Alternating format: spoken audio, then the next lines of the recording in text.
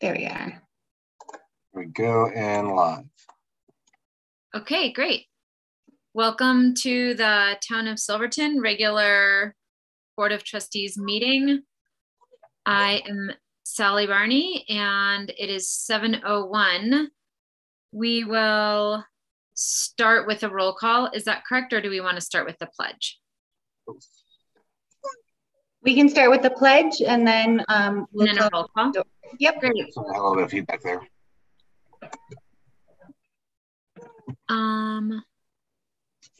Sorry, I said roll call. First we'll do the pledge. We can start with the pledge. Okay.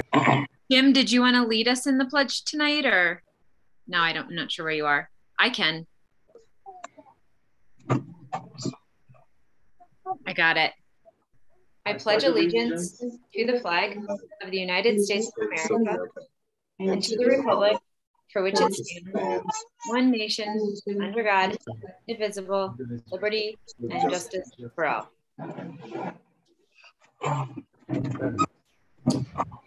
Okay, thanks. Now, Matt, I think we're ready for roll call. All righty. Trustee Barella.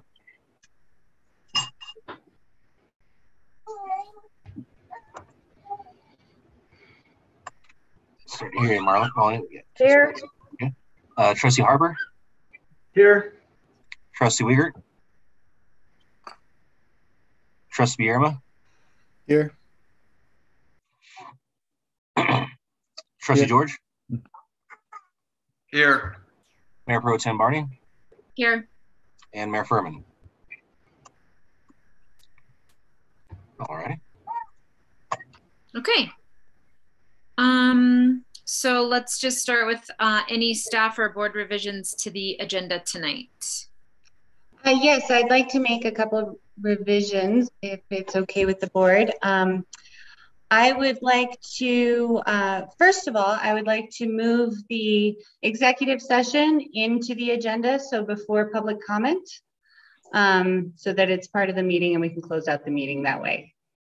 And then the next thing I would like to do is pull agenda item 4B, the consideration to conduct first reading of ordinance 2022-01 and ordinance establishing municipal regulations concerning special events. Over the weekend, we did receive a couple of comments on this ordinance, and I feel like they were valid, and we would like to incorporate them into the new ordinance from some event organizers. So I would like to represent that to you as an upgraded, better ordinance on the 28th. And then I would also like to move agenda item, so that would be striking that agenda item 4B. And then I would also like to move agenda item 9D, which is the land acknowledgement discussion, to 9B, just because I know Jordan has a hard cutoff at 10 o'clock and want to make sure that he gets this in. So this would go right after the creative districts contract for Summer Sounds. Okay. Gloria, just to clarify, we want to move the executive session before public comment or after public comment? Oh, after public comment, before we adjourn. Yeah. Before we adjourn. Okay, great. Okay, any other revisions? Great. Okay, well, let's move on to public comment then. Comments must be limited to 3 minutes, and we'll look to see if anyone raises their hand. I think you can just click the raise hand button to participate.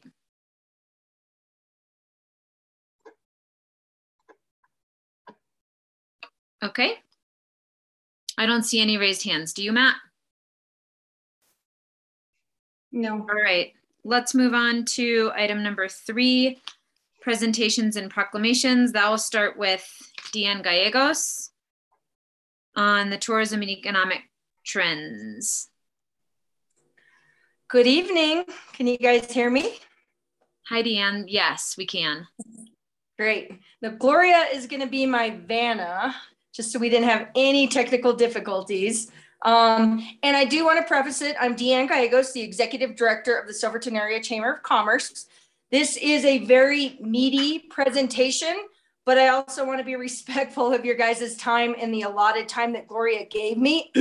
So I'm going to throw a lot at you and roll through it, knowing at the very end, I can take any follow-up suggestions, and then the data that I'm going to give you a sampling of, you can have the raw data or the complete report of any of those. And I would encourage all of you to dive into that. So think of this as just an infomercial of what's available. And Deanne, can you see my screen? Can you see the screen okay? I can, thank you. Okay, great. All right, next screen. So first part of the presentation is going to be just a quick snapshot of the town tax chart, lodging, tourism data, real estate, and then we'll go into part 2, which is more of the marketing and strategies. Next screen. So all of you know this well. This is your tax chart. This is what we're going to be watching. This is since 2015 is kind of the heart of what I took out. And then just looking for trends. So we'll continue to document this with the changes of our business climate, with disasters. We are doing through OEM a snapshot of this economy and then layering in disasters. So I'll come back to you with OEM so we can kind of get an idea of all the overlayers of all these years. But as you see, we are trending up. We kind of go down and then we go back up. And some of the patterns that we have looked into on the economic recovery team is our sales tax growth. And there is a specific year when online sales started collecting sales tax. So some of our growth is tourism. Online sales tax was another healthy group of that. And then us being about 87% tourism economy, that's kind of the bulk of what the budget is. And so having a healthy economy directly reflects in giving town the budget to do all these wonderful things that the community wants us to do. So next screen. Let's talk about lodging. Lodging is kind of the heart and soul of tourism economy, right? It gives us the barometer. Town of Silverton does impose a lodging fee. $4 for vacation homes, $2 a night for a hotel room, and $1 per night campsite or RV site. And then based off of the October 2021, actuals were 84,000 and up. I got that data from Gloria specifically. With our lodging, we do have 3 RV parks in the town of Silverton. 1 is under contract. We don't know what the future holds for that. We do have an RV park in the county. And then I didn't really count Mullis Lake as an RV park. We kind of broke it out separate. There are 40 VRBOs currently. That includes the business district.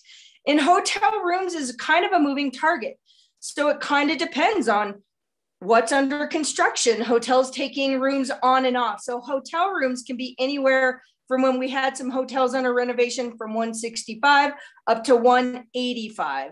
And so that kind of gives us a barometer of how quick we can actually max out with these winter event weekends and then into the summer. But we do have a healthy range of all types of lodging, not to mention the endless of public lands that surround us that give opportunities for camping and dispersed camping.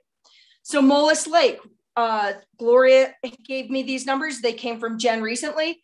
So look at the trend. We're seeing the trend at Mullis Lake too. A year ago, you were at 496 confirmed and paid for reservations. As of February 1st, you're at 604. So we're already seeing that trend in our camping establishments. And that is a difference to Mullis Lake of almost $11,000. And we're only in February.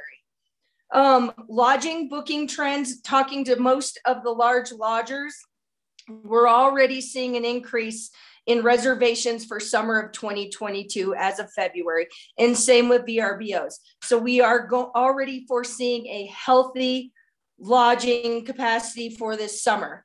And then silvertoncolorado.com, the website that the chamber owns and manages, gets over 1 million hits in a year. The number one thing people request on there or is viewed is lodging. Then weather. Everyone always wants to know what the weather is up here. What is typical weather? Dining, shopping, and then things to do. And that has honestly been the same kind of status quo in what people are requesting off of silvertoncolorado.com in my 8 years of having this job. Next screen. So here's some tourism numbers. We're always looking for data. All of us are always looking for data, but it's also an expensive thing to try and get our hands on. So although we want like hard data, what does that mean? These are just some of the numbers that we can get our hands on, right? And so let's talk about Silverton Mountain this season. The start of the season was very strong. We see a typical lull at the end of January. That's normal historically year by year. And Jambril calls it the January thaw, when we see a little bit, not so much fresh snow, which unfortunately we're kind of still in the January thaw, but we're hoping that'll change Wednesday. The mountain was booked out privately. Monday, Tuesdays, and Wednesdays are the days that can happen, and pretty much booked out privately on those days all throughout the month of February and most of January. And then she has really strong February bookings and then moving into March. Some other hard data, switching to a summer data. Durango Silverton narrow gauge train comes up always the first Saturday of May and ends on the first Saturday of October.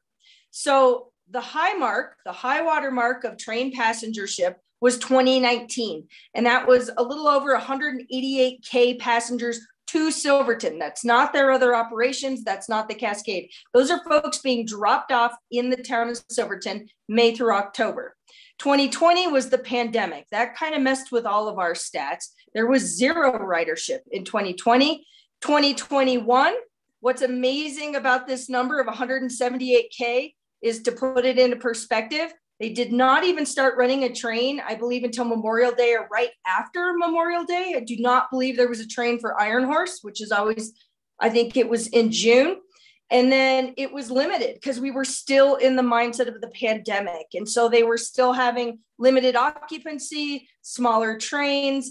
And then as the summer moved on and the pandemic kind of waned down, October, if you guys remember October, this is unheard of for the history of train ridership. We were seeing 2 to 3 trains in October. Normally we're down to one little sole train, and they were jamming through October, and they saw 51% growth in just October ridership alone. This was also the only time they ever did not stop when it was planned to. They actually went into Sunday, October 31st, and did a Halloween train. The trend that we're seeing for booking for the train summer 2022 is strong and robust, just like we're seeing in our lodging. So here's something interesting, some data I got from CDOT. Unfortunately, 2020 was the last time they did it. For some reason, they didn't give us this data for 2021, but they're gonna do it for 2022. So they picked July 10th of every year, right? And this is from 2002. But look at the traffic from Highway 550 and look at the dramatic dip off from the pandemic, which didn't feel that way in town. So I find that data incredibly interesting, and I always question data. So I sent CDOT some questions, kind of like, how is this making sense? But that is their car counters. That was the counters that they have used since 2002 to 2020. So it's really going to be interesting to continue to document that in the next 5 years and kind of see what's coming off of Highway 550. What that tells me is there's other points of entry, right? The Alpine Loop. So we're seeing Jeeps and OHVs. A lot of that heavy traffic we're filling in town may not actually be growth from Highway 550. That's actually growth off of the Alpine Loop. And then to your far left, this is a screenshot from a presentation that the Colorado Tourism Office gave this last summer. So again, data is super expensive to gather. Colorado Tourism Office took some COVID relief money and bought one of those fancy phone tracking data that we always fear, right? Everyone thinks that there's a chip embedded in us. It's actually our iPhones. So they took the data of cell tower pings. They hired this agency to analyze the state of Colorado. And as you can see, the least affected were more metropolitan. Again, this was summer 2020 pandemic. Guess who was the #1 least affected county in the entire state of Colorado? San Juan County saw the most growth of humans' cell phone pings in our forests, primarily and also within our community. And we all know that. We all felt that. We had 167% growth of cell phone pings in our county specifically. And then those are the counties that kind of capped it down. Our only other regional partner that saw some sort of growth is Uray. They kind of bookended us. And so if anyone would like to see this entire report, just please email me and I will share that bulk of data. Next screen.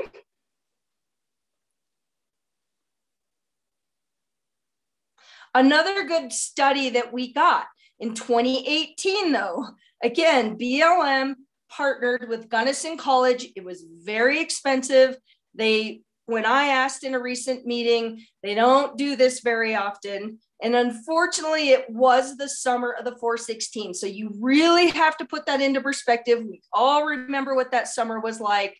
It was mostly OHVs and car travelers. We had very little train traffic, and we actually did not have a lot of hiking and land use because of the smoke. It was just almost impossible to be in our county, but we got data. And so this is a very bulky report that I can email and share with you, but here's just kind of, again, an introduction as to what's in there and to kind of see the growth. And then they studied license plates. They actually sat out there with counters every day, clicked cars. They did a survey. There's a customer survey in there, like what do you do for an attraction? Where did you get your information? There's actually some really cool stats beyond what I'm going to kind of give you an example of tonight. And then look at the camper types, vans, car campers, right? That was kind of the beginning of that trend. And then tents, RVs, camper trailers, truck toppers. They went around 7 days a week for the bulk of the summer and collected this data. So this is a really interesting report to kind of dig into. And then they would actually stop and like, what is your visitor activity? And so you can kind of see, it was sightseeing. It was just driving out to see what San Juan County and the Alpine Loop. So driving, camping, riding and driving OHVs, education, interpretation is kind of a smaller thing because we don't have a lot of that out there. So that's where I see the opportunity. Let's not only use this as a baseline, but let's look at it for opportunities. Next slide.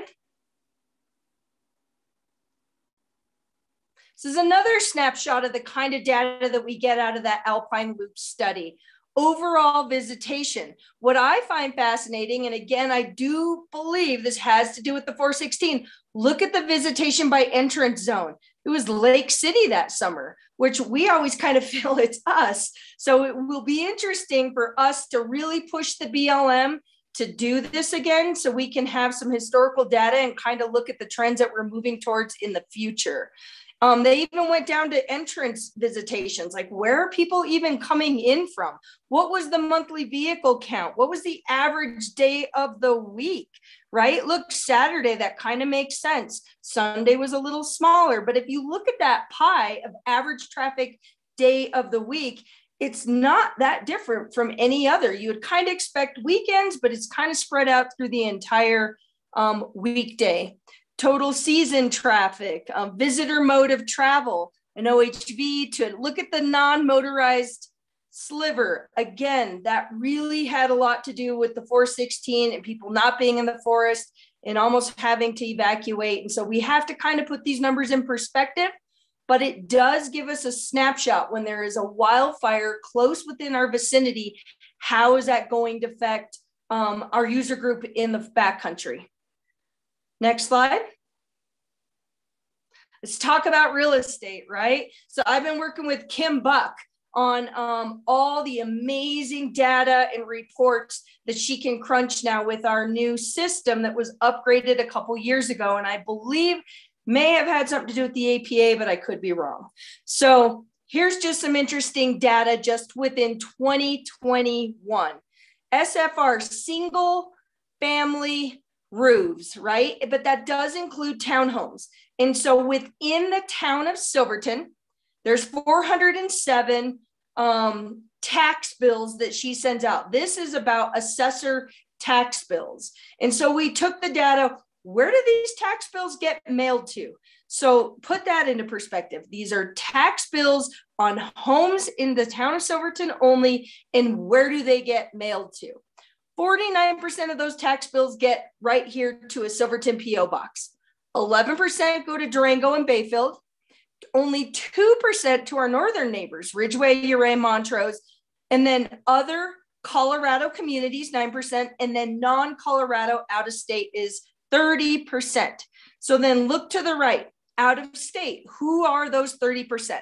So out of that 30%, 6% is Texas, 5% is Arizona, 4% is New Mexico, 3% California, 1% New York, and 12% others that are mixed together. So I found that data incredibly interesting. We make a lot of assumptions, but until we can actually see, okay, who's receiving these tax bills and who's paying property taxes. Home starts, that means who took a permit through Bill McDougall this last in 2021 and then all the way back in the 1970s.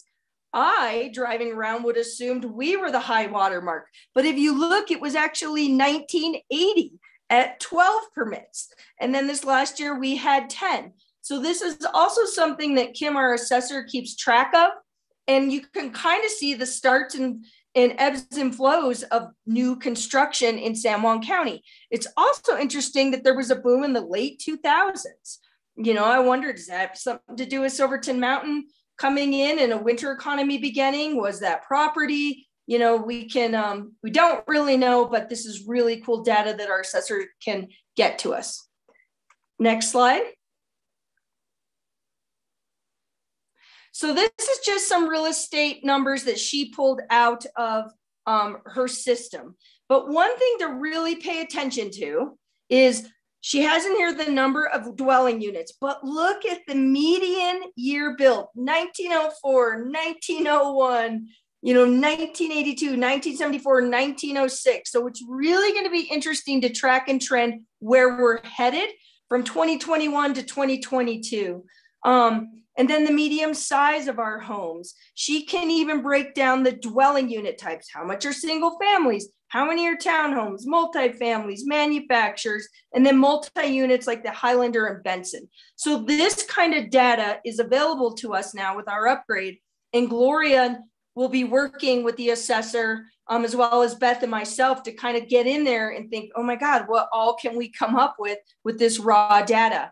And then she also tracks home sales, right? And so total home sales 2021, 14. 9 of those were over 100 years old.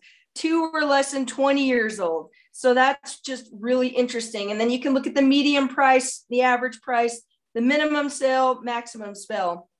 2021 for a home, we went from 160K up to 650K. That is a pretty amazing spread. 2020 low was 153, high was 626. So again, just to put it in front of you guys, the kind of data that Kim Buck is going to be able to track and trend and chart for us. Next slide.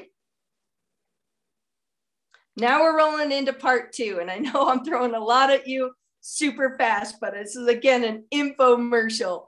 And in this particular one, we're going to discuss that Visit Silverton. That's really what the chamber does. We don't function like a normal chamber. We are a tourism community at this point. And so it's Visit Silverton, the collaboration I'll discuss in the area, San Juan Stewardship, the shop local, conscious consumerism, marketing strategies. There's some big news about Durango Airport that will be affecting us, and then events. Next screen. Visit Silverton. This is something I'm super proud of. Chamber of Commerce purchased Visit Silverton Instagram page, about 5 years ago with about 5,000 followers. It's a lot of work. I absolutely love all these analytics, but this is kind of the package deal between what does Visit Silverton have for exposure for not only Instagram, but for Facebook. And so for Facebook, we're a little over 20K, Instagram growing every day, 26.5K. But here's our estimated audience. And this was in the last 90 days, but this really means within a 7-day window, if we maxed out our assets, what is our audience? 2.26 million eyeballs, or up to 266 million eyeballs on Visit Silverton. Those are our marketing opportunities. And then look at the age and the gender. It's women and men. We mostly outpace with women. Who makes the vacation decisions? Women, actually, head of the household. So that's kind of who we've targeted. That's who Visit Durango, Telluride, all of us collaborating. We've been targeting that decision maker for about the last 3 years. And we've always seen those stats pretty heavy, female to men. Look at the age groups. 25 to 34-year-old, 20%, 35 to 44, 20, almost 21. And then it starts to go down 45 to 54, 55 to 64. My chamber board, I give them an update every month on our social media analytics, and we've seen those age groups grow as the user groups has grown. Social media used to be a young person's game. Now we're seeing it, for all age groups, and just the amount of consumerism time that we get is amazing. And then B, utilizing social media as a marketing tool, the analytics you can get. You don't get these kind of analytics off of your iPhone at any given modus from any other kind of marketing engine. So potential audience, this is what it picked today. Our number one potential audience, if we were going to craft an ad, is actually New York, then Houston, Texas, Los Angeles, Chicago, and San Antonio, Texas. Number one consumer is United States. Most active time. So people are actively interacting with Visit Silverton. Over 17,000 people a day, unique users. And then look at the hours. When people wake up in the morning, 6 a.m., and this has been a steady trend for the last 5 years, we've been documenting this, till they go home at night. We're having upwards of we're almost hitting that 8K mark of hourly consumerism of unique accounts. And so I love social media stats, and I'm really proud of Visit Silverton's. And to put it into some perspective, let's talk about who else has stuff out there, right? As far as San Juan County, Silverton Mountain is the number one social media influencer. They have an upwards of 55K followers. And then it's the train with 37K followers. And then it's Visit Silverton, close to the 27K. But just to let you know, how are our neighbors doing? What does that translate to? Telluride has 72K. Visit Telluride. We know they have a healthy tourism economy. Visit Durango has 85. Visit Ouray, 5K. Montrose, 4K. Crested View, 18K. Grand Junction, 22K. So we're playing well. I mean, in the sandbox compared to some of the towns that are our size, we got it. And then you got Purgatory is probably the next kind of regional player at 43K in their followers. Next slide. Regional collaboration has really been the focus. I would say solidly the last 4 years. It's really when we started seeing an abundance of tourism that we didn't feel like we were competitors. We realized that banding together in the Southwest corner was smarter because we're sharing visitors. They're not just going to Durango and out. They're not just coming to Silverton and out. That's not the reality of what our user groups are doing. They're doing the San Juan Skyway. They're spending a night in Durango, one in Silverton, and then end it in Telluride. So we're actually sharing visitors with one another. And once we started to see an abundance of visitors, we all kind of banded together. And so our Western Slope collaboration, I'd say the number one players in that kind of, monthly meeting, annual get together. Visit Durango is probably our biggest partner. Visit Telluride really stepped up into collaboration with us. Visit Ouray, Lake City, Ridgeway, Montrose, Grand Junction, Crested Butte. We tend to be the kind of core group who share tricks of the trade. Let's all kind of give the same messaging. Again, not competing, we're collaborating. And that's been huge for me to witness in my career. San Juan Stewardship. That was the GoCo grant where then we're banding within our community. Of course, there's a Western Slope collaboration, but we're also banded together, right? And so Mountain Studies Institute and San Juan Mountain Association really spearheaded that. They did it under the umbrella of San Juan County. They applied for a GoCo grant last summer, and that went to San Juan County, who dispersed the funds, and it was also inclusive of the Alpine Ranger. And so what was that program? MSI was the science part of it. San Juan Mountain Associations was the boots on the ground. We had stewards on in the Wamanootch, hiking. There's actually a steward up at Andrews Lake, the tiny home with OR Research partnered is now expanded in the winter. This is the first winter that we've had an ambassador in our county through San Juan Mountain Association. So he's up at Andrews Lake doing some trail information and ambassadorship and education. And again, that was funded by GoCo. And so we're starting to see that year round. And as you know, we also partner with them down at the visitor center. They bring their ambassador to work out of the parking lot in the tiny home, and they are our trails expert, because that is kind of what we get asked the most about down there is backcountry. And so we've partnered with them because that's their specialty. Next slide. Here's a collaboration that we just did with Visit Durango. We kind of brought them into the San Juan Stewardship because we're all talking about educating our tourists. So Visit Durango co-logoed, which that's kind of new too, that we're actually all co-branding. It's manifesting into actual pamphlets. And then I got MSI and San Juan Mountain Association on there as well. And so we did these leaflets that Visit Durango really did the bulk of the work.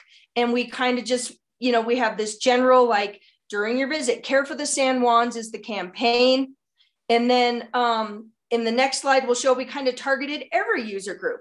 And then my portion of this San Juan Stewardship was the video.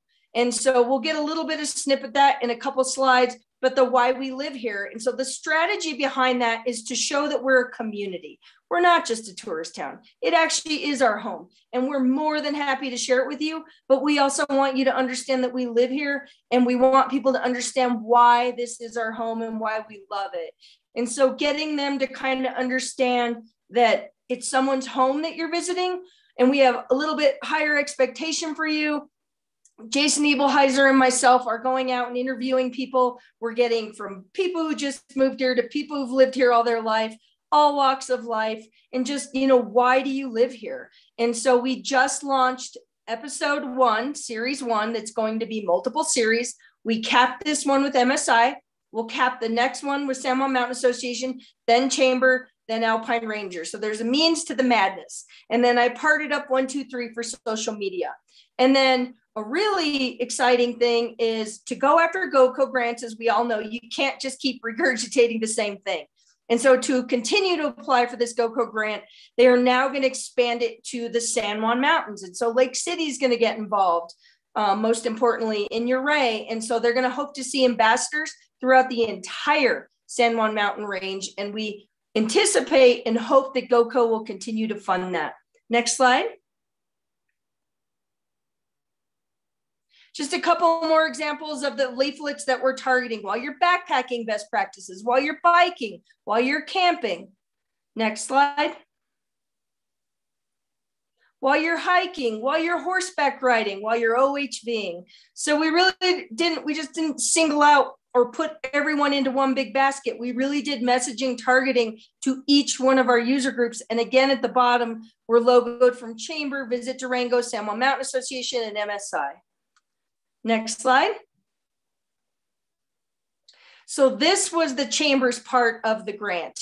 And this is just part 1 of a 3 series and of video 1 of the series. So I actually think, Gloria, if you hit the arrow, it starts playing the video, like if you transition to the next slide.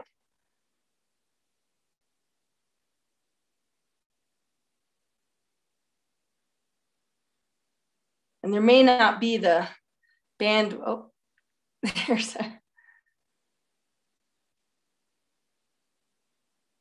There may not be the bandwidth for it, Gloria.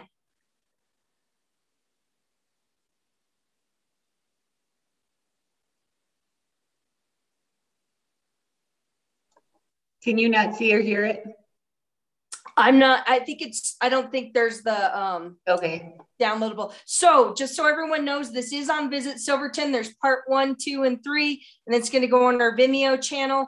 And basically we interviewed, like this particular one was Jim Harper and then Jack Klim. And then we move into other groups of 2, but you can go to the next slide. So this is our collaboration specifically with Visit Telluride. This is a Silverton and visit Telluride specific collaboration. And so we came up with this pamphlet. They kind of have the same exact wording. They just changed out the imaging. This is something Visit Telluride actually produced. I've really learned to use my neighboring partners. We have a fraction of the budget of Visit Durango and Visit Telluride, and these collaborations are really helping by being a partner, but not necessarily having it to come out of the budget. And so it's about camping etiquette, how to visit right. Again, just like us, everyone else is like trying to explain that, hey, we're a community, we have certain etiquettes. So there's trail and camping etiquette, backcountry etiquette, how to visit right. We partnered with Telluride Hiking Club, their tourism board, Telluride.com. This is going to be in print and in digital format. Consistent messaging in the region is the goal, and then consistent expectations of our guests once they are visiting our area. Next slide. Last winter, I did the Shop Local campaign. We did not do it through the summer because it was still the pandemic. We didn't know what the summer was going to bring. And so I put it off to kick off this summer with, because we're feeling a little more excited about it. We're kind of getting used to living with our new normal, which I know we all hate that word, but it's the truth. And so we're going to be moving into our Shop Local coming this summer. But we really want not only to our tourists, but this is actually to our locals. So it's conscientious consumerism. If you're going to go to Durango, are there certain items that you can get here? Can you get your gas here? You know, there's certain grocery items that I absolutely won't buy anywhere else. I go to the hardware store now to get my cleaning supplies and anything around the house. You know, that's shopping local isn't just a fancy logo or a cute poster. It's really a mindset, and it's really being conscious. And we are friends and neighbors. And it's also just being a good person, you know, and getting over our differences and entering, you know, our local businesses and having dinner out and buying gift cards and truly supporting each other. And there's that multiplier effect. When I spend money, I go to the grocery store, my money transfers 7 times, because then Kane gets a paycheck, but he might go, you know, to the local brewery and buy a beer and pizza and then tip the waitress. And then she's going to go over to Millie's and buy a birthday gift for someone, and then go to the bank and book a massage with Kara. I mean, it's never ending when we can keep our money in. But again, I really challenge everyone out there. It's not just something to say, it's actually conscious behavior on a daily basis to simply make that choice to keep your dollar here. Next slide. This was just a little snippet from our winter campaign last year. It went over huge. It's really putting a face behind the names of our business owners. Fred and Patty, there's no longer Brown Bear. I can never get that photo again, right? You know, Cliff in his bike shop, we kind of highlighted all of our winter. That's my bike, Deanne. Is it really? Nice. So it's, you know, we can, it's just like putting a human behind our businesses. These guys work hard. I've had 2 small businesses in this town. It's not easy. It's your life. Your goal is to create jobs. Your goal is to collect sales tax. Your goal is to be happy and healthy and be proud of the business that you built. And so really telling the story of who's behind these buildings, right? And especially with our summer businesses, I do hear a lot, well, they're only here in the summer, but they're here in the summer. And a lot of them have a real heart connection here. And a lot of them have really cool stories. So this was my absolute most favorite campaign that I'm ever done. And I'm really looking forward to doing the summer version. Next slide. Here's just a snippet of what does our marketing look like? What does Silverton or Visit Silverton look like, right? We're not out there pulling the tourism magazine, so most of us actually don't know. And we're kind of moving more into the digital. I always take ads, you know, in Telluride, Uray, Durango, because I know they're printing way more than I ever could afford to print, right? And so I learned early on that you take ads in all of our regional tourism magazines and opportunities, and then let them get it out there. So SilvertonColorado.com is just clean and crisp and imagery, and just go to the website. And now we're moving more into Q codes. I, to be honest, was never that fan of them. The pandemic was a game changer for Q codes. And so we're doing more live for dining guide and events because it was just always changing. I mean, I have to redo our dining guide almost every other week because these guys are bobbing and weaving and trying to figure it out. And how do they, make money and survive? And it does take change and the ebbs and flows of tourism. So we're really moving more toward Q codes online, although we will always do print in some capacity or form. And this is kind of our clean ads that is more about imagery, because like they say, right? Look at that picture of our town. How could I write anything in the world to sum that up? Next slide. All right, exciting news with Durango Airport. I got this information.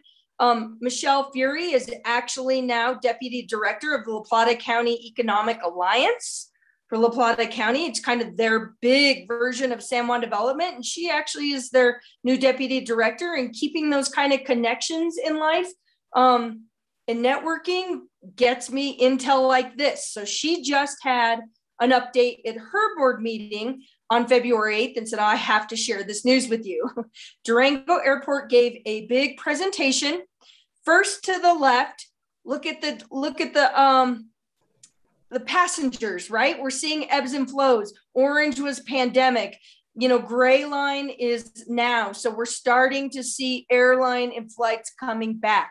But the big news is, starting in March, they got some infrastructure money out of the federal bill, and they are going to expand Durango Airport. There's going to be multiple phases. They're going to start construction in March. There's going to be bigger terminals, more capacity. But the downside to that is there is going to be some limitation and some closures coming into the spring and into the summer. But we're going to have to button down and maybe go out of Montrose a little bit more while they do their construction, knowing that they're going to boom and boost flights coming in and out of Durango. So this may be something I can email you guys so you can really dive in. There's also conceptuals of what the new terminals are going to look like, but this is huge news for our region. We're going to actually have a much bigger, robust airport, and construction is starting in March. Next slide. And I'm on the home stretch. Winter events, right? Like summer events are coming back. Nathan and Gloria are getting all the applications. It's going to be a robust summer, but I really want to encapsulate winter events. I personally took it all in these last 2 weekends. I'm like, I really want to attend everything, which was exhausting. See what's going on out there. And with these last 2 weekends were just amazing. And so we had snowscape over 2 weekends. Silverton Whiteout was a blast. The Silverton Bank Slalom was awesome. I have personally never seen that many people on the beach at Kendall in my 12 years of living here, and it was fun. And so I started collecting data. I did a debrief with Corey Smith, who put on the banked slalom event at Kendall on Saturday. And then I actually went around and actually did some car counting just to see what would Kendall max out on cars. And so my Saturday, which I thought, all right, let's build a winter itinerary. Let's actually live this. I realized Silverton is pedestrian except for the super sketchy ice. I had to go back for yak tracks. But other than that, I started my day right out my door. I went cross-country skiing with the dogs. Then I walked over to Kendall to the slalom races. He had 150 people signed up, 30 plus people on a wait list. He raised over $3,000 for the Silverton Youth Winter Sports Program. And his ultimate goal is a snowboard team. So what was happening in the Kendall parking lot, and it was bumper to bumper, side to side. And I counted every car. So we had 122 cars in that parking lot, and they even went up one side to where it is plowed to the hockey pond, and 6 snowmobiles. That's what we were able to literally jam into the Kendall parking lot. And then the bridge and into the residence. The cars started going over into the residence. At 12:30, half an hour after the event started, I counted 35 cars from the bridge going into the communities. So now we kind of have an idea, how many participants did he sign up? I would say there was 3 to 5 people per car. It was not one person per car, and it was shoulder to shoulder on that beach. I took a picture from the Venture tent. He had Venture Snowboards, Ska, Traeger, Dickies, Patagonia. I mean, he had so many cool sponsors, Smith Optics, that were a part of this event. And Corey wanted to share that he wants to turn this into a 2-day event next year. And most importantly, what I heard from his takeaways, he's been doing this 10 years, I believe, in Sun Valley. And he said he had never been treated so wonderfully, felt so welcome, although he is a hometown boy, by the town of Silverton. All kinds of locals showed up. They actually moved shovels, snow. Town of Silverton stepped up. It was truly a grassroots effort. And he was just so thankful for what the community stepped up and did to make this event happen. And it was exciting. It was a really cool event. And then I walked uptown, kind of scoped out the restaurants. It was a little quiet at that time. I think people started to leave Kendall a little bit later in the afternoon to come up and have lunch. All those people had to eat something. There wasn't too much on at Kendall. So, and then I went to 2 art galleries, night skiing, and ended with fireworks. It was a day. And then Silverton Ski Joring is next week. And then final screen, Gloria, you can move it to. Questions, right? So here's something to put out to you guys. And if you can either ask now, think about it, and get back to me. Working with the assessor, Gloria and I are going to work with the assessor as well as Beth on land use data. She's got so much data in there now. But instead of just trying to think of what would be useful to us, what would we like? Really, Gloria and Beth, most importantly, but of course, the trustees, like, what kind of data would you wish for? So please send that either to Kim, Gloria, always copy Gloria, and that way it can help steer those conversations with Kim Buck. We're also working with Region 9. They're getting a lot of data about diversification of our industry. What kind of industry do we have? It was pretty raw data. Laura didn't necessarily want me to share that quite yet. And then, like, where do we go from here with all these numbers, right? It's just, we're going to keep collecting them and trying to dissect them and make sense. And then any follow-up items you guys have for me. So that's the end of my presentation. Those are my last questions. This is the email, not only for the public, but for you guys to get any of this raw data, any of these reports, or any follow-up opportunities.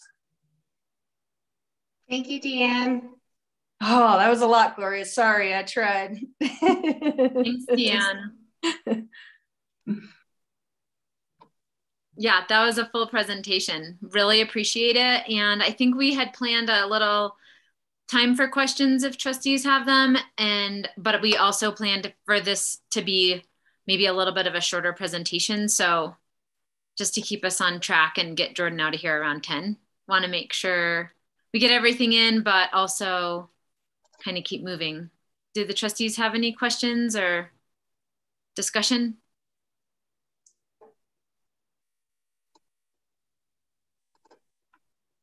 I mean, I'm sure we do, but okay. Awesome.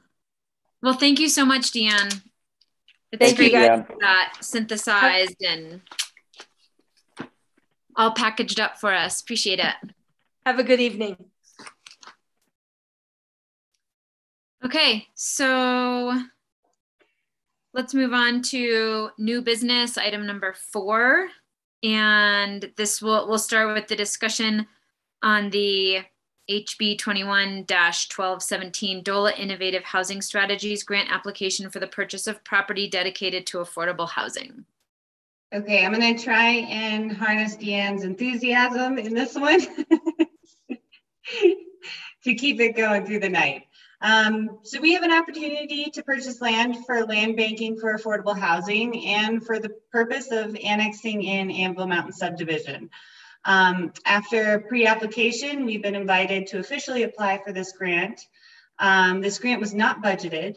Thus, I'm presenting this to you before I present a resolution for the budget appropriation, which would be next meeting if your direction is to pursue this. I also wanted to show your options for matching fund requirements and how we could potentially get more money out of it. I guess I would open it up to any questions. I know we have a lot in the agenda packet there, but would like to hear if there's any questions that I can answer on this one.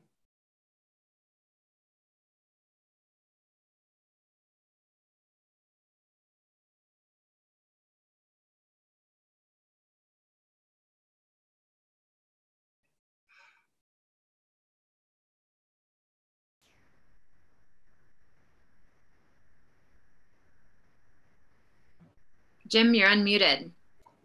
I am, thank you. Great. I don't have any real questions per se. I'm just really excited for this because this is something that we all have been working towards for a while. And this is part of our goals. And this is a great step in the right direction for our community. I am stoked about this one. Good job. Awesome. Yeah, this is an opportunity, the first opportunity that I've seen to actually land bank for affordable housing. And yeah, I wouldn't want to miss it if we have the opportunity. I would like to ask a direction on if we would want to include the administrative cost to that. There's two options there on how to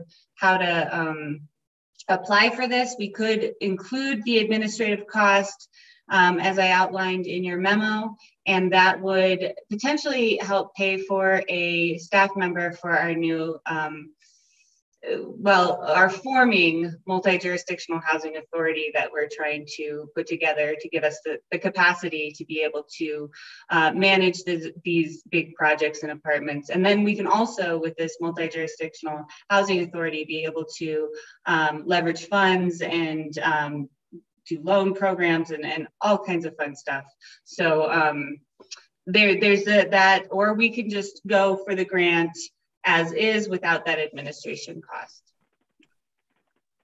Yeah, that was going to be my comment. Since the administrative cost is available and it's written into the grant at 15% or whatever it was, I think that we should try and also get the administrative grant. And if we can put that towards hiring somebody part-time, or if we could do a match with our funding and then they can work on that grant, and then hopefully maybe even with some of the money we put in, work on other projects to help some other affordable housing ideas. I think that we should definitely try and get that and then use it. Well, that was what I was going to say pretty much. Thanks, Tyler. You summed it up. And I think it increases our ability to just implement what we're going for. Great. So Gloria, do you need a motion here? This one I'll just need staff direction because I'll bring the we'll have to do a resolution for this one, and I'll bring that to the meeting on the 28th. Okay. So I have my staff direction. Everyone's good with this grant application? Excellent. Yeah, that's awesome. Thanks, Gloria. Okay, so item 4B, we're going to come back to, we scratched it in the revisions. Item 4C, consideration to conduct the first reading of ordinance 2022-02 and ordinance amending chapter 13, article 1, water and sewer of the Silverton Municipal Code to establish discounted service charges for seniors. Gloria, do you want to bring this in? Yeah. The Finance Committee directed staff to draft the senior rate water and sewer discount ordinance to reinstate a previous ordinance that had established a 10% discount for seniors. I've laid out the budget impacts in the agenda memo. I have talked to John Seitz about this. He's fine with this ordinance, and I would refer you all to the adopting an ordinance memo from our attorney in the agenda packet that was in the first ordinance presented, 4B. and have asked Clayton to scrutinize our processes and make sure that we are in line with statutes and we are efficient, and would open up any kind of discussion if Clayton would like to explain his memo and recommendations before consideration of this ordinance.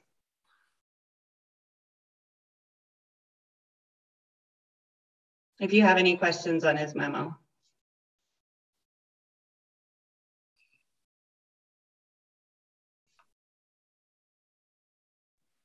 So Clayton, for tonight, it's my understanding that we'll do a complete first reading of the ordinance for this specific situation. Am I clear about that?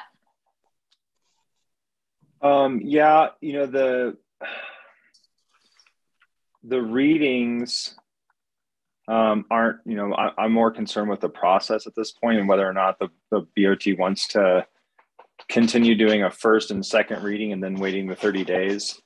That's, you know, that I kind of explain it, but in my memo with some references to statute, but the bottom line is that it's just not necessary. So if you've published the reading, you know, of the ordinance, right, then you don't have to read the entire thing. You can just read the title, and instead of it being a first reading, it could just be the reading of the ordinance. And you say, this is the reading of ordinance, you know, blah, blah, blah, blah, blah, and you read the title, and then you just state as published in the, you know, whatever Silverton paper it was published in, and then you have the certification 30 days from today. So there's no requirement in the statute for a town to do a first reading and then a second reading and then wait 30 days. It's just a reading and then the 30 days. And the other piece of that memo is the publication piece. Instead of publishing the entire thing, we can publish by title, but that takes a, you know, a petition to the voters to change that part of your, you know, change that part of the code. And that's something I recommend. That's something that's going to be for the future. For now, I do recommend that we adopt the policy and just start doing it the way the statute delineates that we do it. Okay, Tyler, did you have a question? Okay, so does it make sense tonight to adopt or to, what, in terms of process and order of operations, what do we need to do first tonight regarding this specific ordinance, and then also to set us up for the future? Are we talking about ordinance number 2022-01? Dash 02. 02. Dash 02. I mean, again, I think I would just read it and read the title and into the record. You know, just say this is ordinance number 2022-02, an ordinance amending chapter 13, article on water and sewer of the Silverton Municipal Code to establish discounted service charges for seniors as published in its entirety. Previously, this ordinance will go into effect 30 days upon passage and then open it up. There's no reason to read the whole thing. You've already published it. I mean, it's going to save a lot of time and effort. We just, you know, there's just some redundancies and some leftover processes, I think, from just all the different statute changes throughout the years. And so this is, I think, the best streamlined way to do it. And of course, you guys can choose to do it however you like. And Clayton, we didn't publish it in the newspaper yet. We would typically do that after the first reading. So I just wanted to double check. Then you just say, yeah, when is the paper go out? So I would give this to them tomorrow and it would go out on Thursday. Okay. So then you just say to be published in the, you know, I'm sorry, I don't know the name of the paper yet. The Silverton Standard, is that it? Mm-hmm. Yes. So you'd say to be published in the Silverton Standard on, you know, the 17th of February and go into effect 30 days thereafter.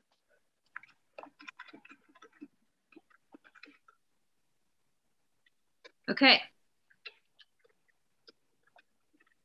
Well, oh, Molly, sorry, go ahead. With the previous board, we did only ever read the title. We never read the thing in the entirety because it was being published. That was something that started with this board. Okay, well, as a previous reader of very long ordinances in a mask, I am so happy to skip that job tonight and shorten it to a title. And then this is not my strong point as a trustee, getting all of the language just right here, but I think that, yeah, if you can just give me the kickoff language, I can just read the title for the record and note that it will be published. So I would just ask if we have any discussion on this one, and then a motion would be need to be made, and then we could proceed with that.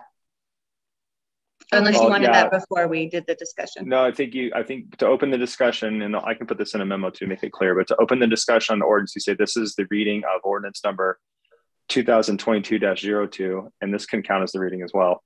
An ordinance amending chapter 13, article 1, water and sewer of the Silverton Municipal Code to establish discounted service charges for seniors. This ordinance to be published in the Silverton Standard on the 17th of February, 2022, and go into effect 30 days thereafter. Okay, so stated. Is there any discussion? There you go.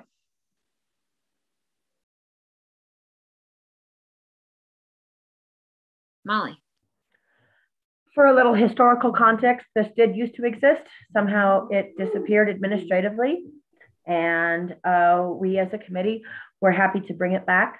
We did define it a little bit differently due to the changing of what we consider a resident. And I think we've done the town and our aging population a really good service by reenacting this. Yeah, agreed, Molly. I think this is an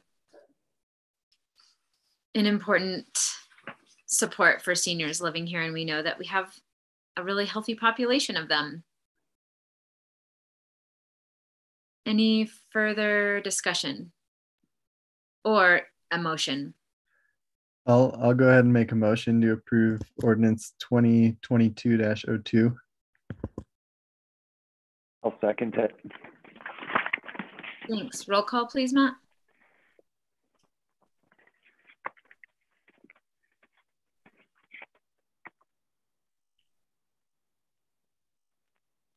Oh, sorry, I was muted. Trustee Barilla? Yes. Trustee Harper? Yes. Trustee Bierma? Yes. Trustee George? Yes. Mayor Pro Tem Barney? Yes. Okay, thanks everyone. All right, 4D. Consideration to reappoint Parker Newby to the Citizens Advisory Board for the Bonita Peak Mining District. Sure thing. I'm just promoting him to panelist now because he is with us. Mr. Newby has been serving as a representative for the town of Silverton on the Citizen Advisory Board for the Bonita Peak Mining District since 2019. His position is up for reappointment. Appointments to these types of boards are not required to be advertised as much as we could find, and a motion would be required. Mr. Newby is here on the line. If there are any questions, thank you for joining us. All right, thank you for having me. Hi, Parker. So it's my understanding, thanks for joining us tonight, and thanks for your representation for our community. Sure. I think what we need to do is, if there's any discussion around this appointment, we can talk about that or make a motion to reappoint Parker.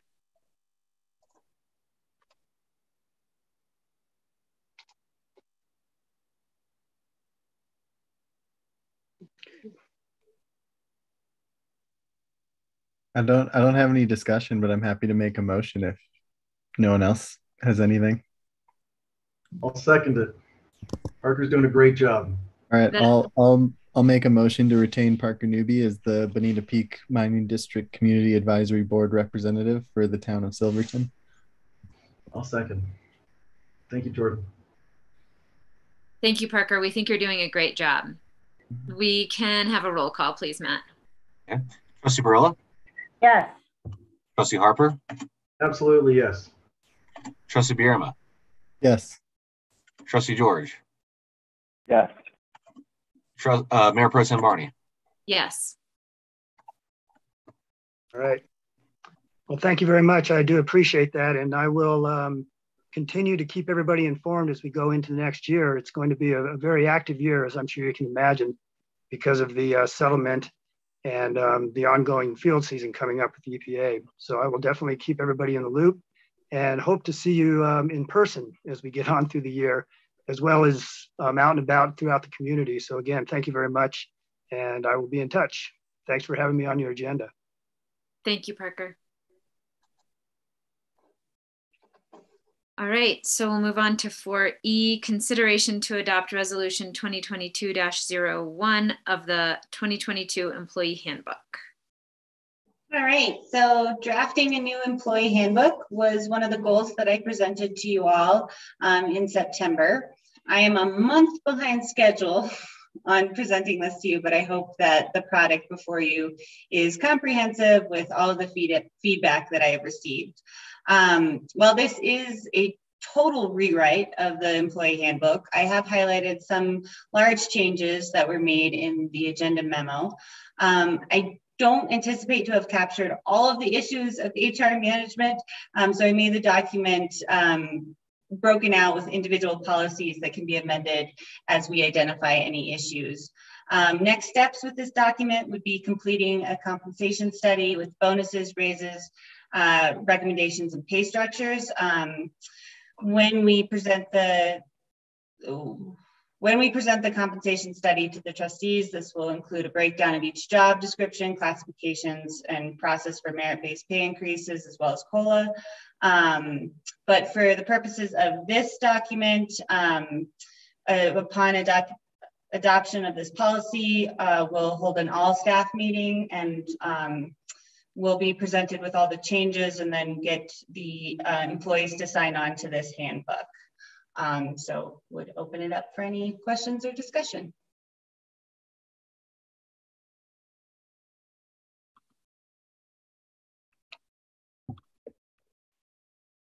Molly. So this is another item that, for historical context, we've been wanting to do since 2018. And we started once or twice in committee, but the turnover ratio was just too much and nothing ever became of any of our meetings for committees. So I'm extremely proud of Gloria. I am super happy. We had a wonderful discussion about this in committee couple weeks ago. And I'm so glad. So much is more defined now. This is what we needed. This brings us back into the, like Buck Rogers, back to the 21st century. And the clarifications are there. We won't have so many loopholes that we've been dealing with before. So really, really, really appreciate the work. Thank God it is here and in front of this board. Thanks, Molly. Yeah, I was just going to comment also. Being a month late is not bad at all when you're rewriting an employee handbook. I'm doing one for the ambulance right now, and it's a monumental task. But I mean, so long as everything, after reading through it, it looks like it was, because I've become pretty well versed with it recently. But as long as everything is, written with the Department of Labor and Employment guidelines, as a reference, it looks great. Thank you so much. Okay. And Clayton had a chance to read through it as well. Yes, he did. Of course, yeah. Yeah, I think this is a real asset to the town staff, and it's a great feat to be in this place. Clayton, did you have anything to add there, or just? Yeah, I was going to say, Gloria was sticking up for me. She actually had it done on time, but my review took the extra month, so. Time well spent. All right, so we need to adopt the resolution 2022-01. I'll make a motion to adopt resolution 2022-01. I'll make a second of that. Thank you. Roll call, please, Matt.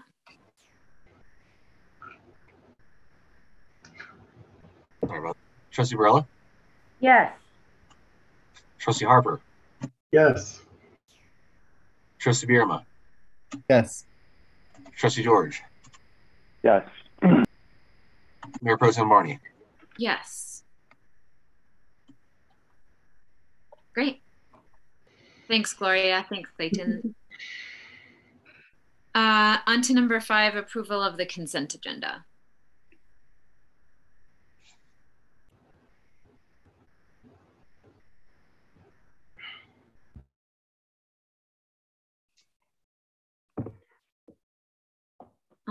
Any discussion? Molly? There, okay. I've got to remember where it was. It was a very glaring, obvious mistake. Oh my goodness. It was something that we tabled, but it said we voted on it. Hang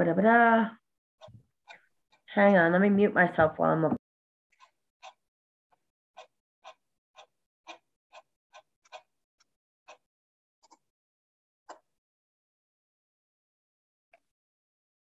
Okay. It says Jordan moved and Trustee Barella seconded the, oh no, the word tabled is in there now. Never mind. The original version did not have that. Good job.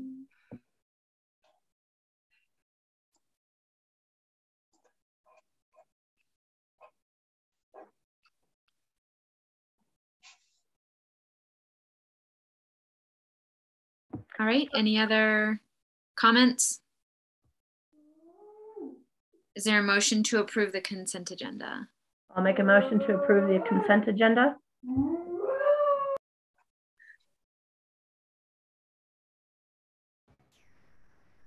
I'll second. Thank you. Roll call, please, Matt. Trustee Barella? Yes. Trustee Harper? Yes. Trustee Bierma? Yes. Trustee George? Yes. Mayor Pro Tem Barney? Yes. All right, great. Gloria, staff reports. Sure. Well, if anyone has any questions on the staff reports, I'm happy to answer them. I would also like to remind everyone about our Compass Project Learning Series on Zoom tomorrow night from 5 to 6:30 p.m. This week's topic is housing. So the Compass Project is helping us form our master plan, which will guide policy decisions for the next decade. So you can participate online or watch at your convenience, and you can go to silvertoncompass.com for more information. There's my plug. And then I'm happy to harness any questions on the staff report.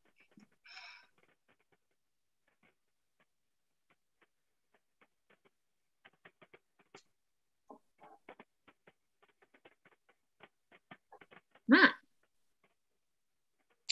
So on election news, there is something I need to make sure is clear, because this is one of the finicky little things about Silverton Muni Code that doesn't go along with Colorado revised statutes. And that is Silverton allows write-in affidavits for write-in candidacy up until 19 days before the election day. So for us having our election on April 5th, that means if you want to be a write-in candidate, you have until 4:30 p.m. is my cutoff on March 17th. It's a Thursday. Thursday, March 17th, 4:30 p.m. You need to have your write-in affidavits into me, notarized and everything. Otherwise, we're going to have 3 trustee candidates, 3 seats open, and the election will go to default. I don't know if default is the correct terminology. Clayton might, correct me on that, but I think it's clear enough layman's terms that people will understand. Yes, Molly? So I had questioned this once before, whether or not you would be only sitting for 2 years, because technically you're being appointed to the seats.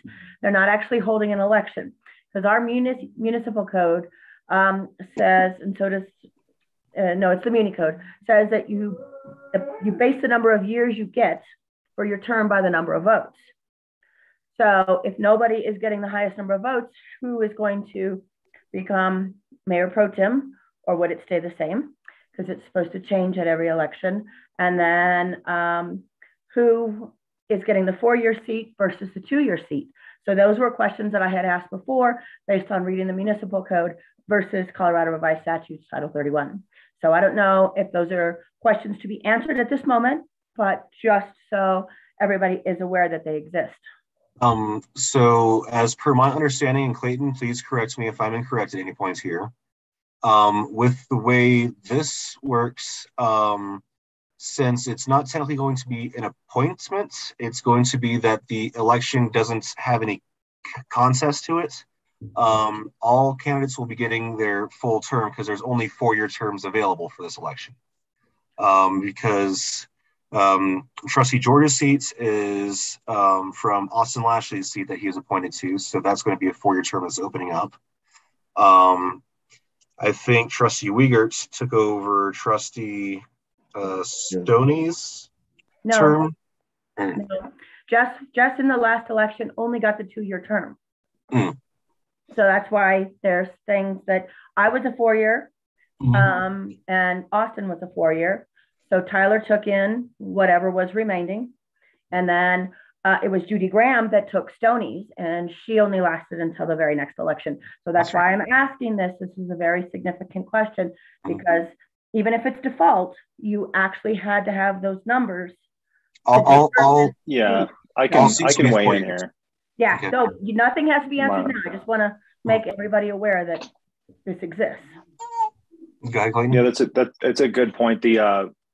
It's, if we cancel, if the board ends up deciding to cancel the election because there's no extra write-ins or no one else running, there's nobody going to be petitioning to run because that time period has lapsed, then we will do a analysis to make sure that all the seats that are open are still the 4-year seats. That's a good point to bring up.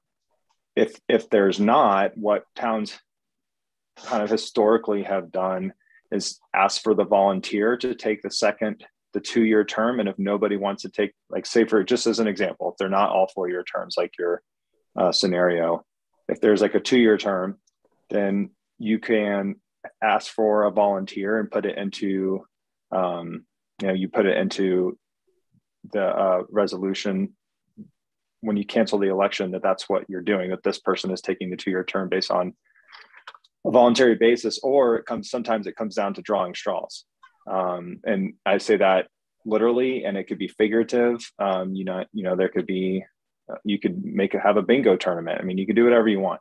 As long as, if nobody decides to step down, then there are ways to decide who gets that 2-year seat. I don't think we're going to have to deal with it this election, but if we do, we have some good ideas that are, that will allow it to be a fair kind of random choice. And then within included in that resolution, because there wouldn't be a vote count to appoint a new mayor pro tem then? Because that would be the highest vote counter. Yeah, you'd have to do all that in that resolution. And so that would have to be hashed out. Usually, I mean, with the town, I really believe, just in listening to everybody in Silverton, that you guys would be able to come to a consensus and put it into a resolution without having to, play rock, paper, scissors. So we'll see what happens. But I think this time around it should go smoothly. But that would also go on the resolution. Yes, who would be selected as a mayor pro tem, and I'm sure that you guys could come to a consensus on it. All right, thank you. So yeah, just finishing off with a reminder to the public, you got until March 17th if you want to get that write-in affidavit in. Okay, thanks, Matt. Anything else to note in the staff reports, or are we ready to move on to committee reports? I think Todd had one thing. Oh, Todd, I see you. Yes, sorry.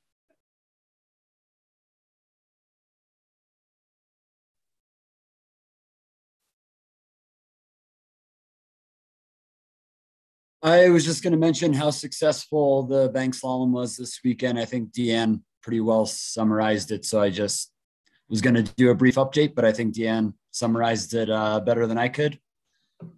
So great job to the event organizers. It was really a model for how well an event can go, and a very successful first year event. Yeah, I just wanted to thank Todd and all your staff. And Deanne mentioned this earlier, but I don't think I've ever seen that many people there in the winter in my lifetime. And for a first year event, that was outstanding, well organized. Everything ran really smoothly. And so hopefully we'll be able to have them back. And if we can use that as a template for events moving forward, I think that would be really, really awesome. But thanks again. Great job to you and all your guys. Thank you. Can't say enough about the event organizers. They were absolute professionals, and like I said, just the model. So. Yeah, thanks, Todd. It was really fun. Really, really great event. Oh, Molly? I'd like to give a shout out to Nathan too, and Todd, everybody coordinating. The 2 double weekends for Snowscape seemed to go well. There was participation in a lot on both weekends, and was really happy to see Corey Smith back in town. Haven't seen him in years. And just a wonderful weather that we had. That little bit of snow that came in on Friday night was awesome. So yeah, just the kind of the icing on the cake. Good job staff. Really appreciate it. This is turning out to be quite a wonderful February for everybody. Yeah, awesome. Okay. Committee reports. We have just one. The Personnel and Ordinance Committee met on January 31st. I think that's Jim and Molly.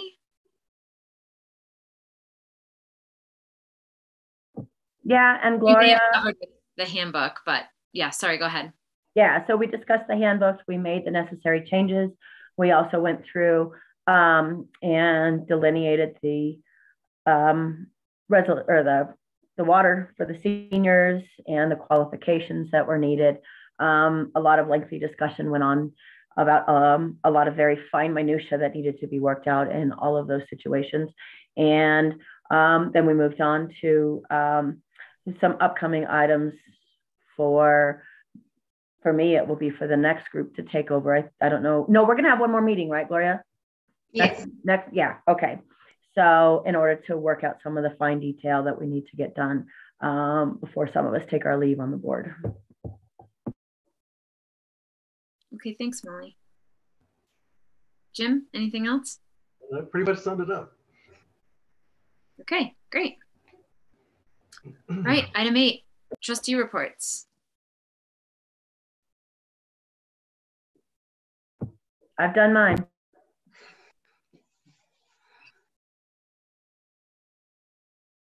Well, I was just going to give a little plug for the our little race series that starts on Friday at Kendall. It's certainly not on the scale of the banked. My family keeps saying baked salmon, and it's really throwing me off. But the banked slalom, but it should be really fun. So sign up at skikendall.com. I think that's all up and running thanks to Nathan.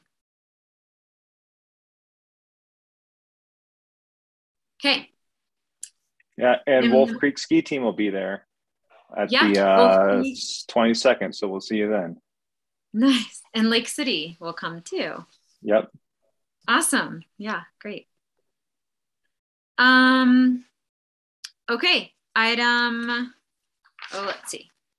Number 9, continued business. So we'll start with the consideration to approve the contracting of summer sounds with the Silverton Creative District. Yeah, and let me just promote, let's see, I think we have Lisa here and Carol. I'm promoting them both to panelists. And then I just wanted to make a correction. The agenda memo states 3,500 when it should just state 3,000. Sorry, this was a typo. And I did send the Summer Sounds budget to the trustees today in case there are any questions on how exactly they were spending funds. And we do have Lisa and Carol here if we have any questions. We've been working on this contract for a couple months now, huh?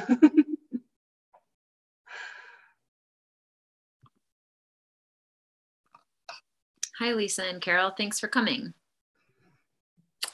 Our pleasure. I wanted to thank Clayton and Gloria, as well as Todd, for really helping us get through the finer details on that contract. We feel really good about it. We're really excited to be able to provide this service for the town, and have already started some of our planning in advance, anticipating that this would hopefully go through this evening and we can hit the ground running pretty much tomorrow with contracts for talent and some of the other things that we need.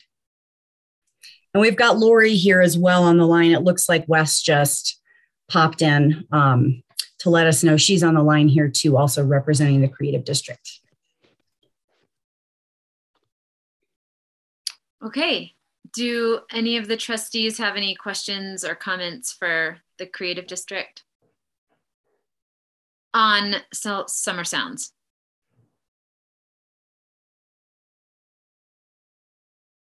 I think you guys know everybody loves Summer Sounds. It's the best. And I think this is a really strong partnership for the town to have, and I think it increases our capacity in a really healthy way. And also, I think these contractual relationships Molly has always spoken to this really well, but I think it's a good structure for keeping the town and the partnering organization in alignment and consistent year to year. So it gives us some continuity and some predictability around what we're doing every year. So I don't know if Molly wants. Yep, Molly. Yes, exactly. You hit the nail right on the head there, Sally. I guess I did have one. I don't know if I can't remember if I read it in here or not. There was so much in this packet. The licensing in order to stand on stage when you're reproducing somebody's song. They come from is it in the agreement, and where did I miss it? Or did I read it and I can't remember? And there is mention, Molly, in the agreement that the Creative District would make sure to obtain all necessary licenses. And I believe it's ASCAP and BMI, if I'm not mistaken, that we have obtained those from in the past. So I definitely am aware of the need to do that. And that's something that we have planned for in our budget. Okay, because that's, yeah, very good. That was the one thing that I'd worried about the town when we took it over. So if there's no further discussion, we can make a motion to approve the contract with the Creative District. Sure, I'll make a motion to approve the contract. This is the agreement for Silverton Summer Sound Concert Series. This agreement is for Silverton Summer Sound Concert Series for that doesn't read right. Oh, no. Huh. It should say agreement for the Silverton Summer Sound Concert Series with the Silverton Creative District. I don't know, or do you just want me to read it the way it is? You can read it that way. I think that's fine. Okay. So I will make a motion to approve the agreement for the Silverton Summer Sounds Concert Series.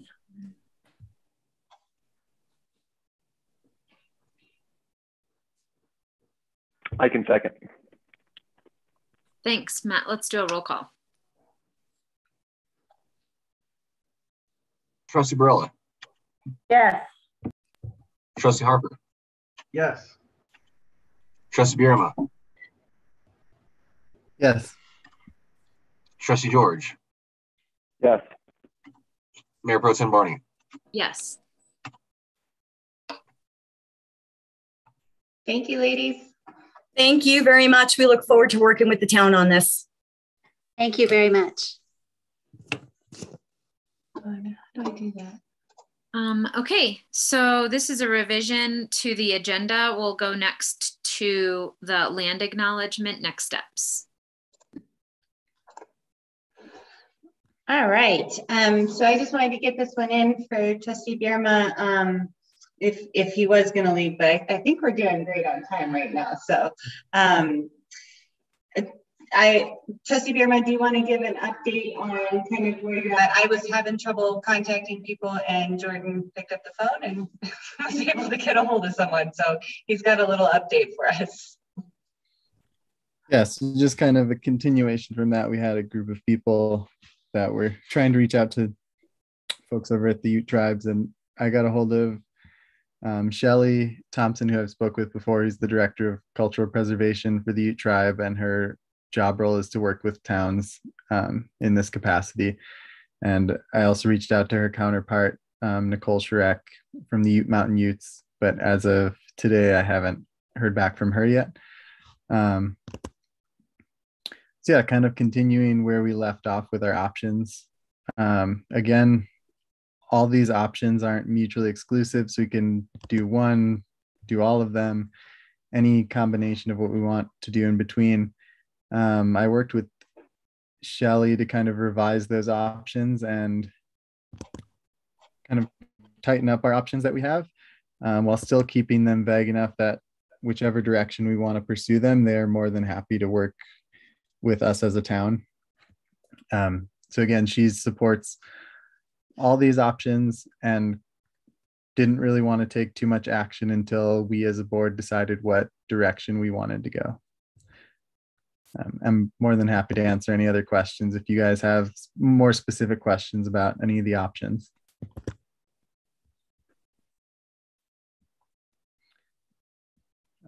Also, I guess as another point of framing, we decided to kind of do this piecemeal. We thought about working with the Historical Society, the museum, and a number of other people in town and doing one thing altogether. After talking with Shelley, it seems like the best way to go about this is use, since we all adopted the language of the land acknowledgement, use that language in forming our decisions and going from there.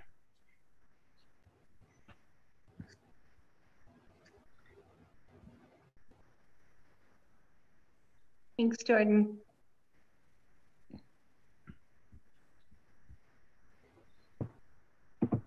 Jordan, I'm wondering if, oh, go ahead, Molly. No, go ahead. I'm just wondering if you had a recommendation on, you know, one direction or another, or one combination of acknowledgement structures the most effective, like that you've heard, you know, we would really, this one really matters to us, this one makes a difference, doing it this way it gets less attention, or, you know, if there's something, because I think where we've struggled on with this discussion previously is just creating consensus, and I'm looking to figure out where we have the most overlap, and where that meets like the practicality of what we can actually accomplish, and just try to start moving in a direction. Sure, yeah. And that was part of my discussion with Shelley too, kind of bringing up what the rest of the board members mentioned last time we spoke about this. And she was in agreement with, you know, if the people reading the land acknowledgement don't find meaning in what they're reading, it's not super helpful. Yeah, and again, all these options kind of have multiple directions they could go. So let me see, for example, like the social media posts, if you look at the second one, Shelley had recommended not just Indigenous Peoples Day, there's a lot of other dates that are as important, if not more important, to them as a group, and, you know, having town be able to work with them and just coordinate would be meaningful to both parties in that sense.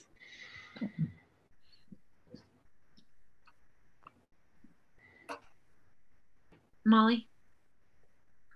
Okay, so I'm going to state this again, and Jordan actually kind of hit the point and brought it home, what I said last at the meeting. Why would you read this at a meeting when the same people would be reading it over and over? You've got no impact with it. It doesn't doesn't do what you are, what I think, let me put it this way, you are trying to accomplish, because it seems like Jordan's the one who's doing this rather than our staff. So looking at that, I love the idea of using traditional names for some landmarks around the community. I think that speaks volumes. Just like calling our, our wilderness and so on, taking it back to some more traditional names. And I don't know if any of you know this, but I have lots of family members who are all Native American. So I think the towns being put up at town hall and being making 3 matching plaques, I think is an amazing acknowledgement, because then it's there, it's written in stone, and it's there for everyone to see. It will always be there in perpetuity for everyone to see. So those I think are awesome. Some social media posts, undoubtedly. Whether or not it can be something that is just easily piggybacked, because social media is very simple nowadays, and you just grab it and repost it certain times. If the tribe can give us a rundown and a list of individual, events and or times other than Indigenous Day that they would like some additional media attention through the town of Silverton, I think is a wonderful way to push things forward. I don't think dedicating a web page with resources is going to accomplish much, because the tribe already has so much of their own. They've got a considerably larger pool of money to help with these items as well. And advocating for the honor of the treaties to be returned to the land. I do believe, if we go and look it up, though, I believe the treaty was actually ratified by Congress. So I don't know what good that would do. So it might not have been a correct vote. I don't know, but I kind of remember that from history a long time ago. So that would be my recommendations, would be the social media posts, using traditional names for landmarks in the community. And I think the plaques are forever in perpetuity. So thank you.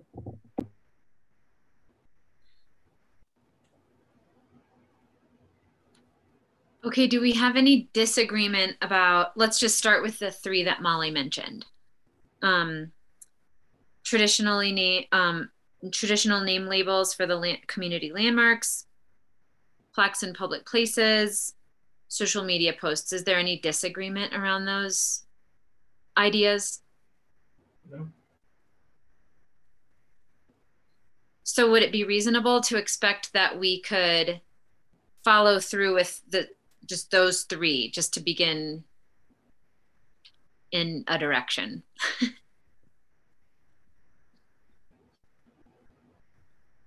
Great. So then it sounds like we can proceed with those 3, the plaques, the social media, and landmark. I don't know about, I'm just wondering about, as we put up the markers for around the community, if there's some sort of, markup or design that could come before the board before those just pop up. Absolutely, yes. Yeah, that's but otherwise, okay. And kind of to add with the traditional names and landmarks, again, that could kind of take a variety of ways of, we're referring to these things in local ways, just because it can get a little tricky since we do have a lot of federal land around us. Like if you think about the renaming of Mount McKinley to Denali, that had to go through the government on a national level. Mm-hmm. So just thinking about some of those things, and we can totally tackle those type of things. Just thinking about what level we want to approach this at too. Well, currently in the document before us, it says in the community.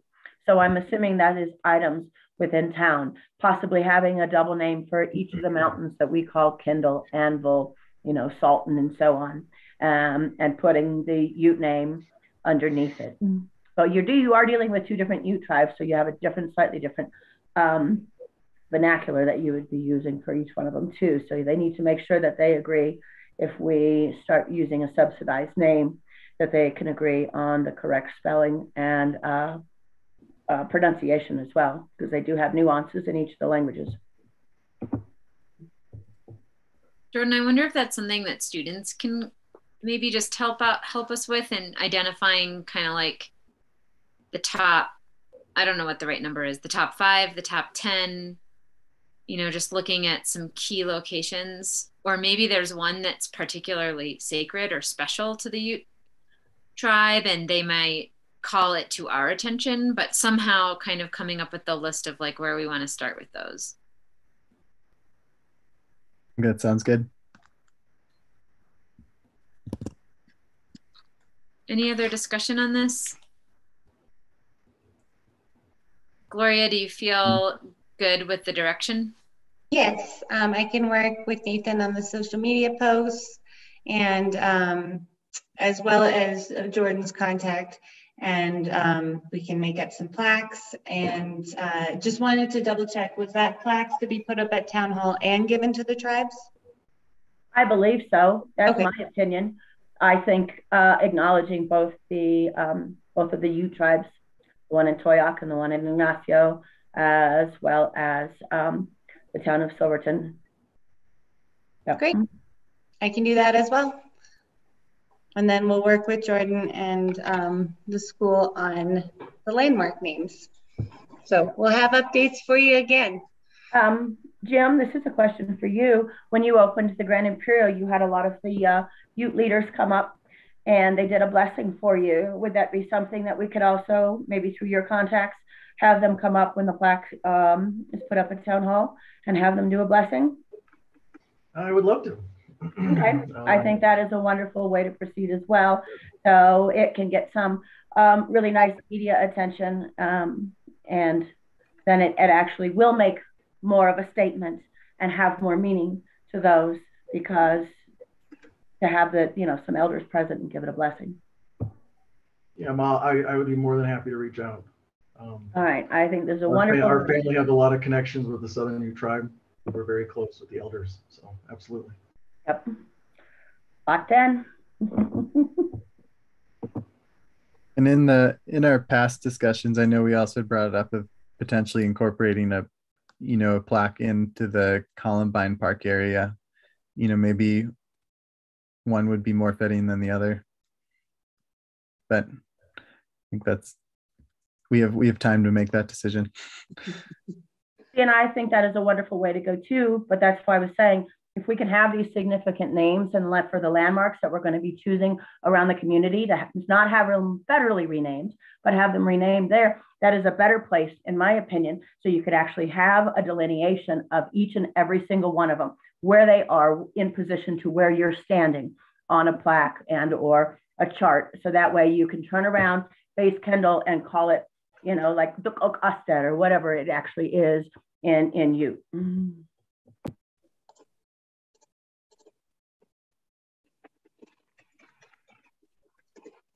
Okay.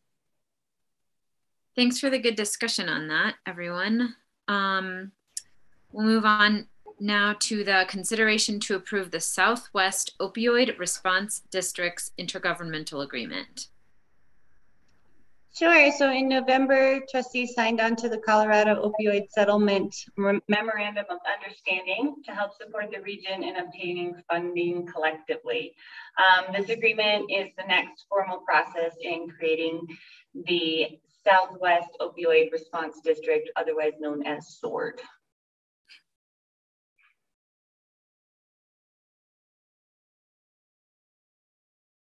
Any discussion on this item?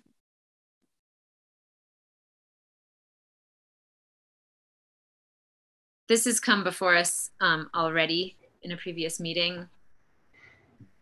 So I think now we need a motion to approve the agreement.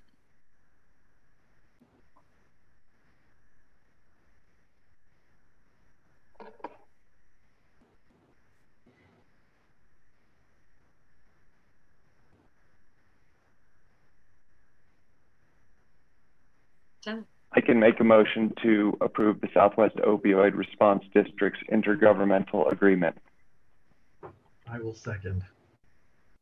Thank you. Okay, Matt, roll call, please. Trustee Barilla? Yes. Trustee Harper? Yes. Trustee Bierma? Yes.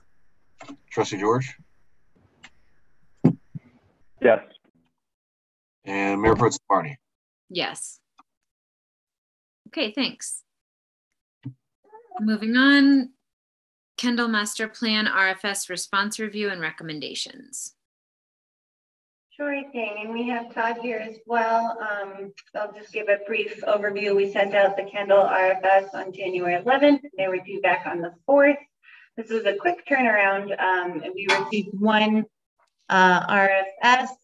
We received one proposal for the RFS, and we are asking that we extend the deadline. Todd, do you have anything to add to that?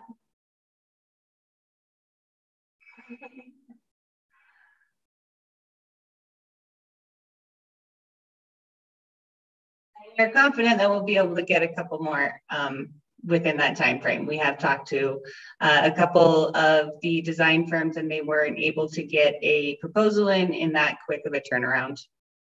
That was going to be my question. Thank you. It was January. Yeah. All right. No, I'm all in favor of this. I really think that if we do the right planning and we get the right team together, we can have quite a proposal for the community to look at. Yeah, and I would rather wait a little bit longer now and extend that timeline and have options and be able to make the best decision rather than just rush in and take the first one we get. So I would also be in favor of extending. All right, if we don't have any opposition to extending the deadline for the RFS, could we get a motion to extend the deadline for the Kendall Master Plan RFS response?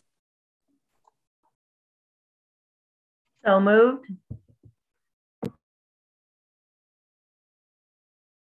Second.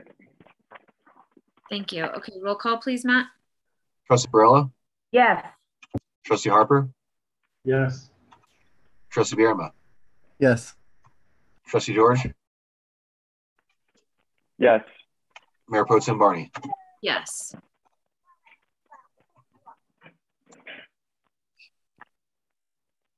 Okay, thanks everyone. We're at public comment. So are we going to go into executive session? I think what we want to do is take public comment first, and then we'll go into executive session, and then we'll adjourn the meeting. Okay, great. So if there's any public comment, you can click the raise hand button.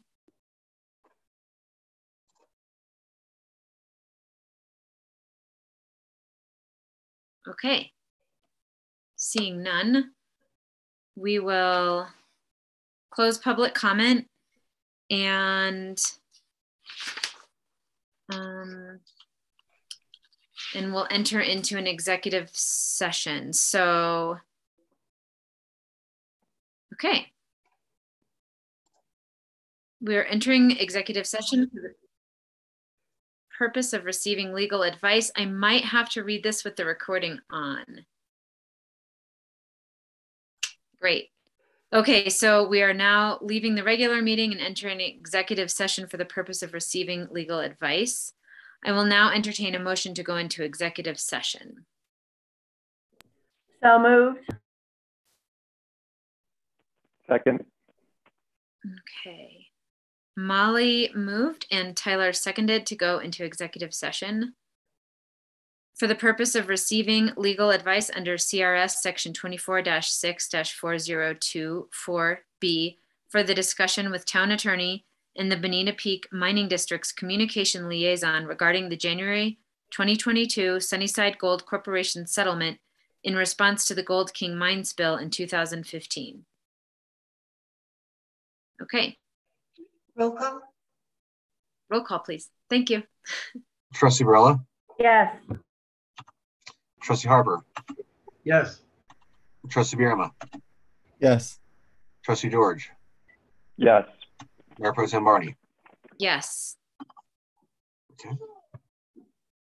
Okay, so I think to make this work, everyone who's attending the meeting, if you can voluntarily leave the meeting. Let me text Evelyn.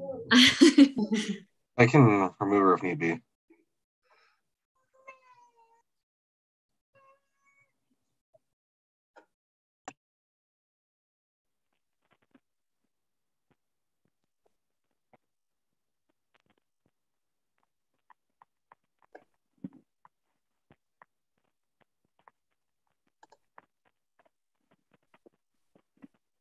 Okay.